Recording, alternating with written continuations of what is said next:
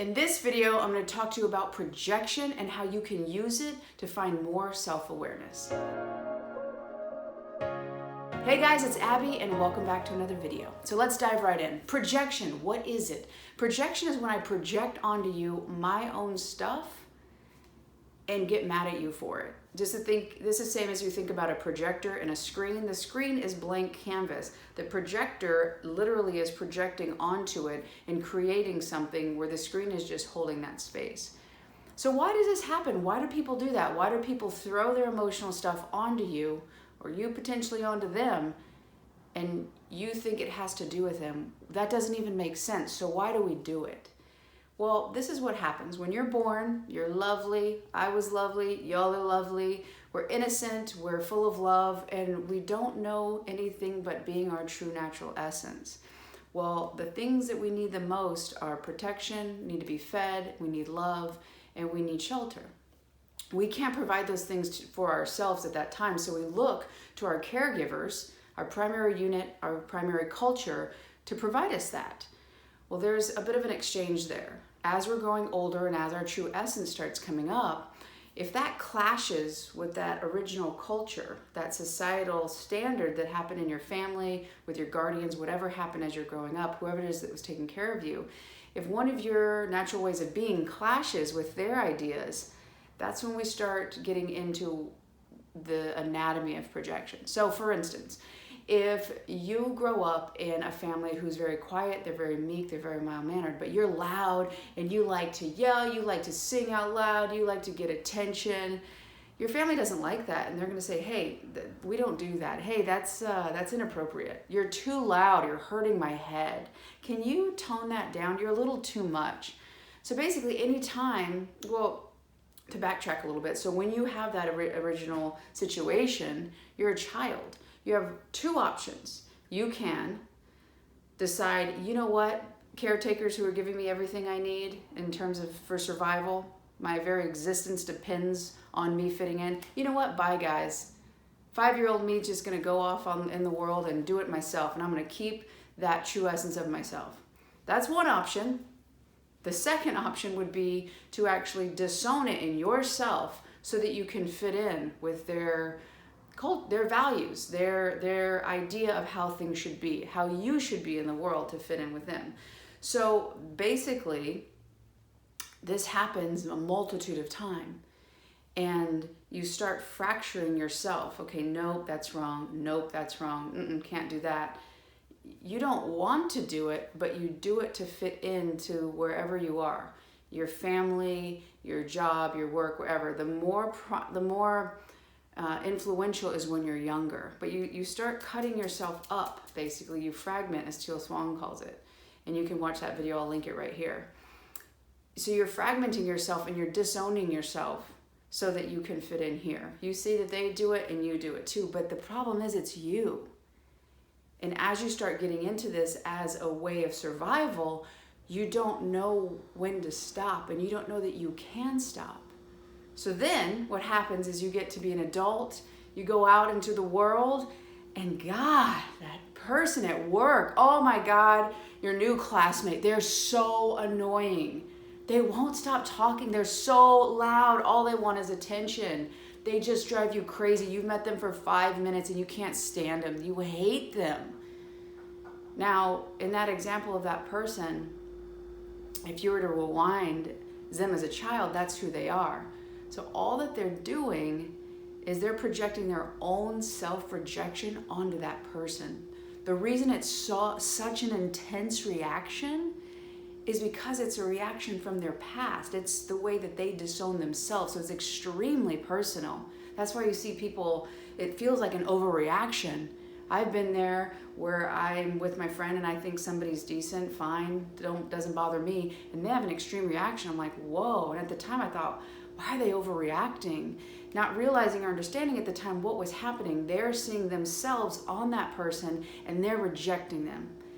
The hard part is every time you do this, every time you project your own things and you see that in them and you judge the other person because you judged yourself first, you're rejecting yourself again. So that wound that had happened that many years ago, you're doing it again. Imagine a wound closing and then you just cut it right back open again. So this is the anatomy of what happens. And this is, you can start to see the idea of, wow, this is really powerful. How in the world do we stop? How do we become, less of a bystander to the situation? Well, this is when the self-awareness starts happening. So right now, I want you to think, you can write it down on a piece of paper. Think about people who really annoy you. Think about people who drive you crazy, right? I want you to write them down. You don't have to put their names down, but maybe just write their characteristics. What do? I know for me personally, when people would want a lot of attention, when they'd be arrogant, I couldn't stand it. Secret, it's because I can have arrogance and I like attention. It was unbelievable to me when I started understanding and started being able to see me and them, because this is the interesting thing. Before you're aware of this, and when you're in the realm of self-rejection, because you're rejecting them simply because you're rejecting yourself. When you can start to understand what is happening, you can stop the rejection. You can say, oh, I'm having feelings about them because I see that, I act that way. So before you had this huge clash, and now you actually have a connection. You actually have something in common with that person. And then you could say, wow, okay. And potentially you could see them interacting with others and find compassion and actually find appreciation to see how they interact and how they're received by others, and how that part of you that you reject is actually something that people enjoy. It's amazing to me, like I said, with my example, where I would see people making all this attention-seeking behavior, and how could they? And then I saw how people were entertained, and they brought smiles to people's faces, and it brought people joy.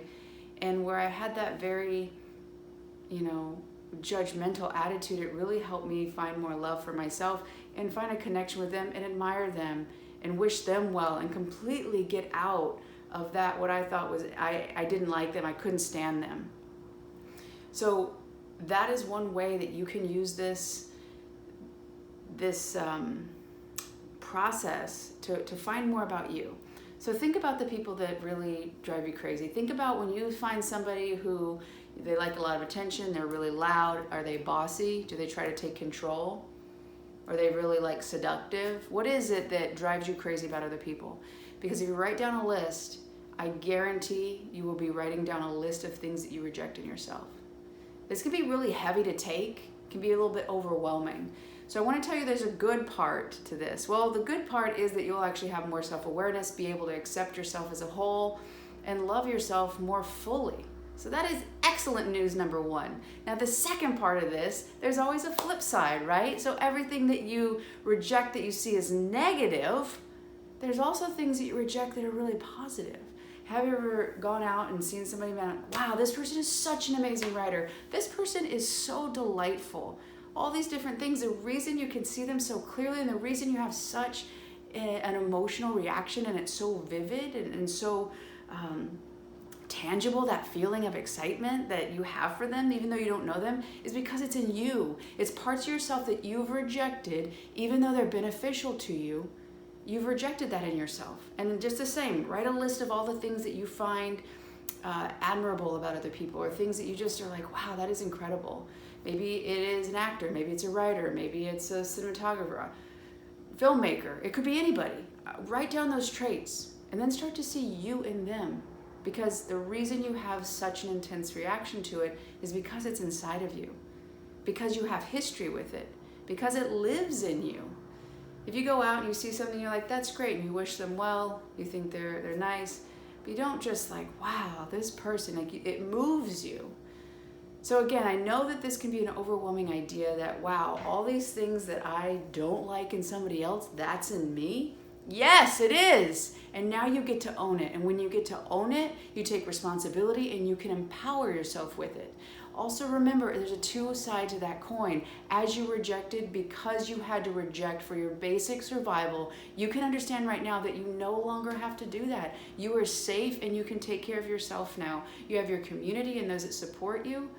But your very survival is okay. You are taking care of yourself, and now you get to embody those traits that you rejected and go back to that whole and complete person that you were born as. Both the positive and the negative parts that you were told were negative. They're not negative. But now you can, come back to yourself and embrace those things and take them on. The other part about this that's really important is go back to the origin. Why was it wrong? Okay? Go back and see when you look at like, oh, it was loud. Why was it wrong in your family? Because then you can reason as an adult and you can take out that childhood view of it and form a new connection neurologically in your brain to those memories. And some of these might be so pressed down and so repressed and suppressed that you might not remember the exact situation. It's okay, but I just want you to start thinking, why were those seen as wrong? What was it about that? Because that's the moment when you're more aware that you can choose a new belief. You know what? It's not wrong. I get to choose something new, and now I'm going to have that belief, and now I get to experience the world with those goggles and those views, and I get to bring more of those situations into my life because I actually enjoy them. I don't want to judge them anymore. I don't think they're wrong. I did that for survival, and now that's an outdated system, and it needs to be upgraded. So I embrace you to really take a look at what you don't like in the world, what you do love, and why those things happen. What was it so wrong about it? Become more whole and complete because you already are whole and complete. The only thing standing in your way is your own resistance and the stories and the experiences, the meaning you've given those. I really hope you've enjoyed this video. If you have, please click like. Please share this with those you think will find value in it. Hit the subscribe button if you haven't. Click the bell notification. It will let you know as soon as I release a new video, which is every single day. And I'll see you on the next one.